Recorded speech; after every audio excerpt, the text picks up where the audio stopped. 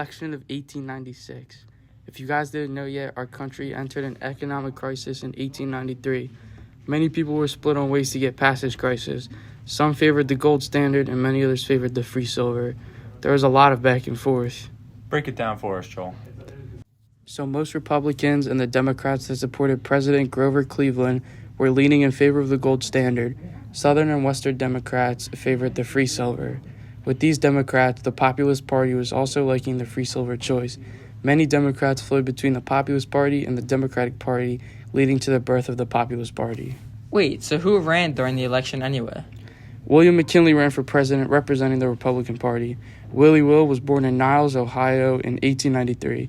He attended Allegheny College until a Civil War broke out.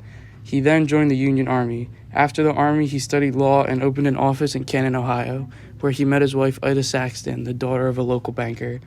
At an impressive age of 34, McKinley landed a job as a congressman. He spent 14 years in the House and became the leading Republican tariff expert. My man was climbing through the rank fast. What about the other candidates? Yeah, the Democrats. Oh, and what about the populists? For the Democrats, William Bryan was the representative.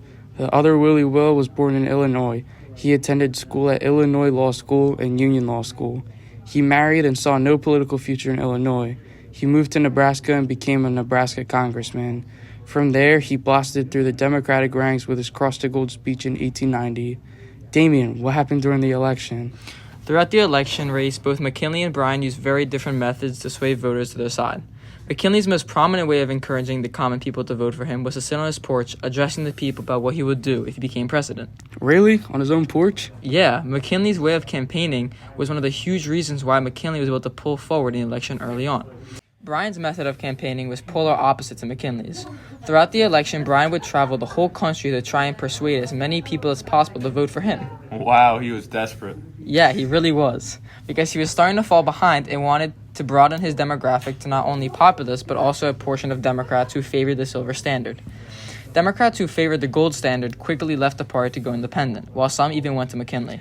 Well, did all that traveling work in his favor? Unfortunately for Bryan, no. While he was campaigning, he found that even after visiting over half the country, his demographic stayed mostly populist and very little Democrats. This continued throughout the whole election.